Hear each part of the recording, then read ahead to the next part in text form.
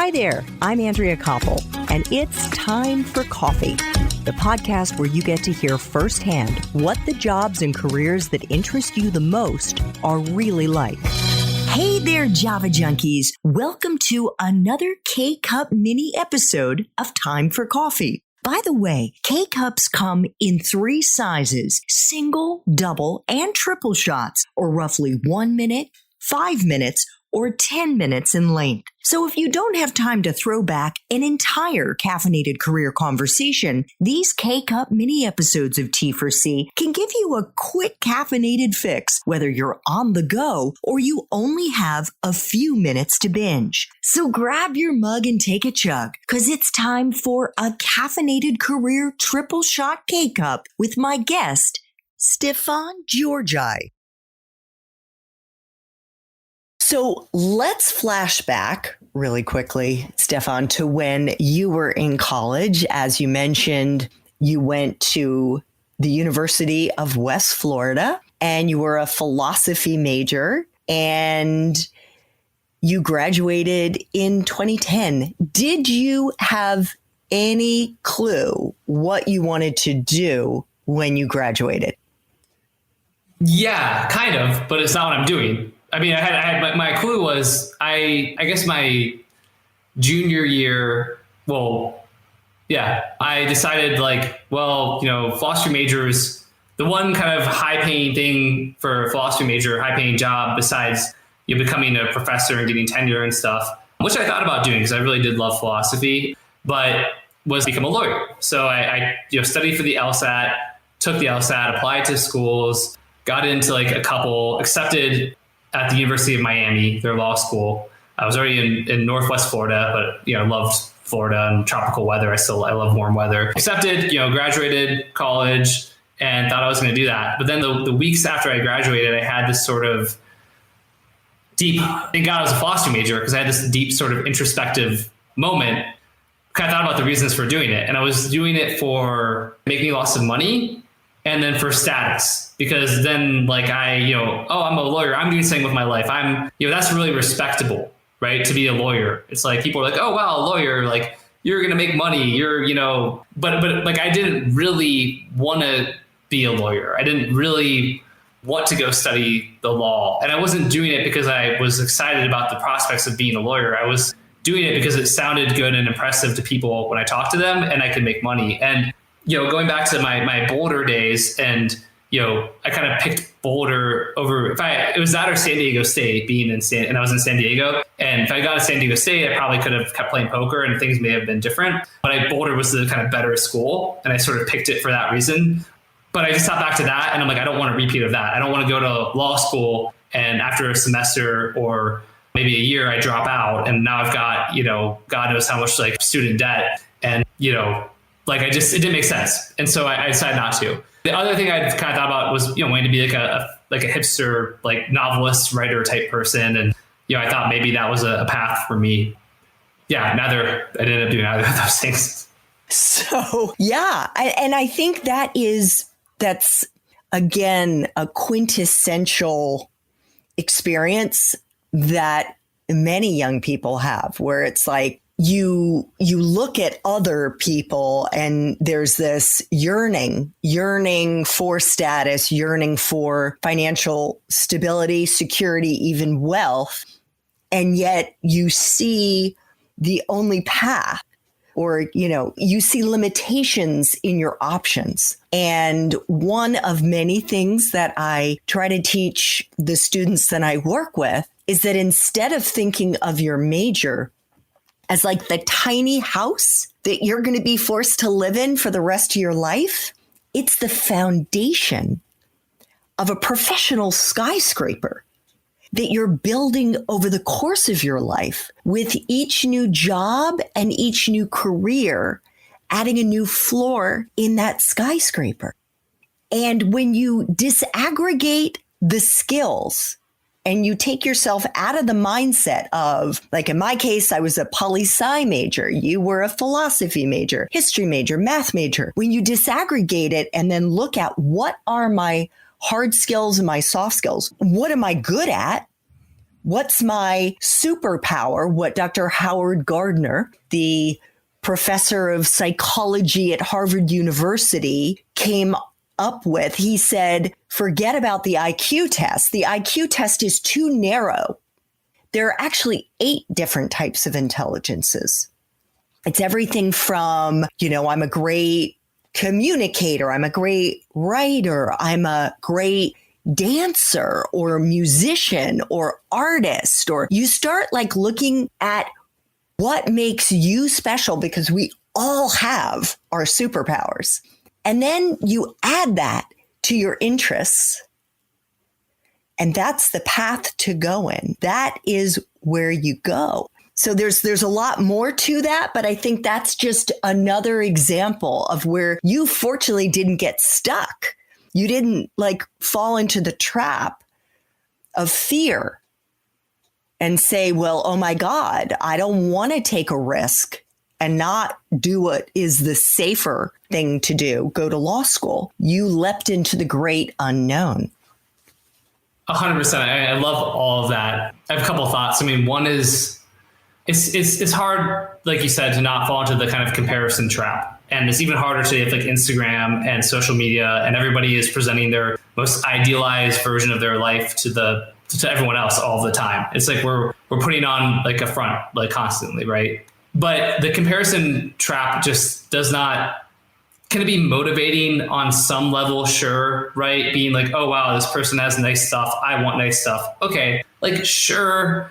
But you just spend less time comparing yourself to others and more time on just improving yourself and bettering yourself and cultivating your skills. And I think you're going to, go way further. And then with the personality test stuff, the IQ test stuff, like just for people watching or listening, I'm pretty convinced I have like a learning disability with math. I just like business math. Obviously, I've learned how to be good with that because I've had to. But like I just sucked at math. Like C student, was never interested in it. I mean, that was a huge part of it. I think it's called dysgraphia. There's actually a name for it. Yeah. So we all know dyslexia. That's the issue where you're reversing letters with your reading and other related things. But dysgraphia could be that, the way that your brain is processing numbers is just a little jumbled and you have to learn other ways around it. That sounds right, honestly. And maybe I could, I at some point in my life, I kind of want to figure that out just purely from an enjoyment, intellectual challenge type of way. But I mean, my LSAT is out of like 180. I got like a 160, which is pretty good, but it was basically all on the basically not the logic games. Logic games I just tanked on because logic games is the most mathematical kind of part. And I just always have sucked at logic games. And, if I took an IQ test, I've only taken one time recently because my friend was like, oh, I bet you get a really high score. And I was a little bit drunk when I took it, honestly. And so I got like an okay. It was definitely better than average, but it was nothing like outstanding. And I would bet if I did that again today, I wouldn't get that high of a score on my IQ test, right? My IQ is it's above average, but it's not like it's nothing in the top, even 10% even. And yet I've had this tremendous success. And, going back to like my other friends who went to law school, like my one good friend from since elementary school went to law school and that was one of the reasons I wanted to do it. And he makes a decent living, but the dude has like 3 kids now. And I know he's just working. Like he works, he doesn't see him in the morning. He comes home at 6. He sees him for like an hour and he works until like 12 o'clock at night.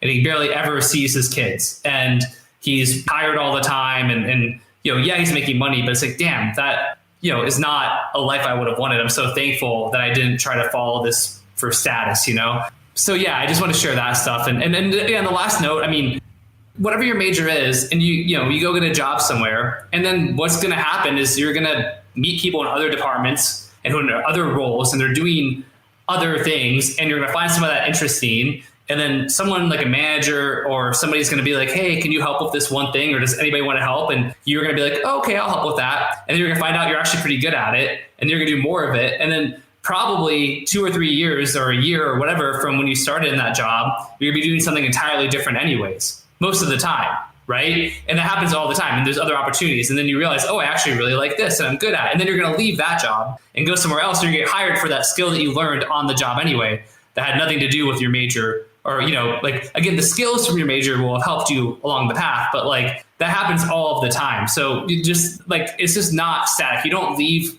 college, right? And you go into the workforce and, you know, you studied marketing. So now you're in marketing and that's what you're going to do for the next 50 years. Like maybe, but probably you're going to discover like sub niches like analytics. Oh, I really think analytics are interesting. And suddenly you're an analytics person or whatever it is. You just don't worry so much about like the next 10 years. Like just, you know, like things are going to change and that's good.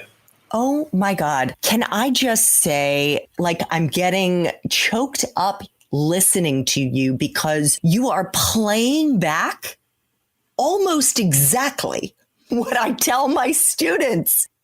I actually wrote a post about this on LinkedIn recently in which I said, don't think about your career as if you were a chef following a recipe, like you're making lasagna and you go into the refrigerator and you're like getting out the mozzarella and you're getting out your ricotta and you're going into the cupboard and getting your tomato sauce and the other ingredients. And you follow step by step by step by step. You stick it in the oven at 375 for 45 minutes and voila, there's your career.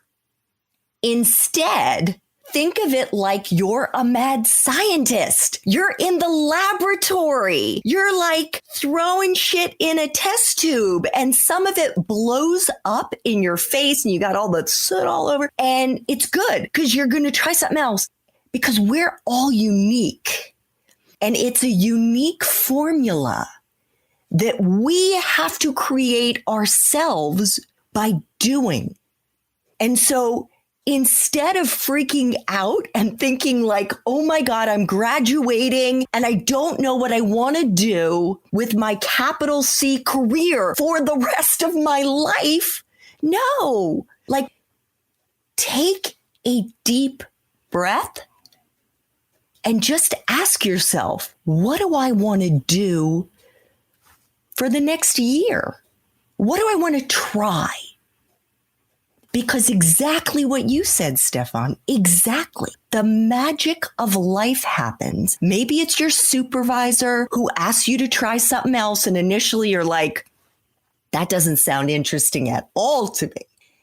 And yet you do it and you realize, oh my God, I'm actually good at this. I actually maybe I do like it. Or you don't like that, but you go to a party and your buddy starts talking about what he's doing or what she's doing. And you're like, that sounds pretty cool. I want to try that. That is what happens in life. It's iterative. It's organic. I totally agree. I love that, the way of looking at it as a chef versus a mad scientist. And I think another, part of it is every success. I mean, for speaking directly to the college students and really anybody, honestly, but hopefully it resonates because I think this is completely related to what you just said. We think the stakes are so high all the time, but the reality is every single very successful person that I know, and or that I have mutual friends. I got mutual friends with like Elon Musk, right? I'm not friends with Elon Musk, like really great, right? But like the commonality for all this stuff is like, they love failing and they embrace failing. They don't look at it as failure. They think of it as like stepping stones, like every failure gets you closer to a victory. Like, and without failures, you can't have those wins. You've got to you've got to go through the losses to get to the win. And again, if you look at it like giving up on something after a year and you think, oh, I'm a failure, I gave up, or this wasn't the right thing, and you beat yourself up about it, no upside comes from it. But if you're like, oh, that's amazing, I can check that off the list. Don't like that. Now I can move on to something new, right? Like going back to a scientist, right? If science worked where like every hypothesis you had was just like borne out and was correct, then like, we would already be, I don't know what, flying around the entire, galaxy, if not universe. But that's not how it works. It's like you have to go through all of the failed experiments to, find that eureka moment, the moment where the test tube lights up gold. And so, be okay with that. It's totally fine. You're supposed to fail. Again, the most successful people fail constantly and they love it. They're like, this is so great that I failed. I know I've learned. What can I take from this and now incorporate into the next thing that I do? That is the way you need to look at your life and your career and everything else. And if you do that, you will be light years ahead of all the other people who let short-term quote unquote failures define them. And like, don't be that person. Thanks for tuning in to this K-Cup mini episode of Time for Coffee. If you want to listen to our entire caffeinated career conversation, please check out the show notes for this episode. Thanks so much for listening to Time for Coffee, where the professionals in the jobs that most interest you always have time to grab coffee 24/7, no matter where you live. I have one quick favor to ask you. Remember to rate, review, and subscribe to Time for Coffee. Thanks so much.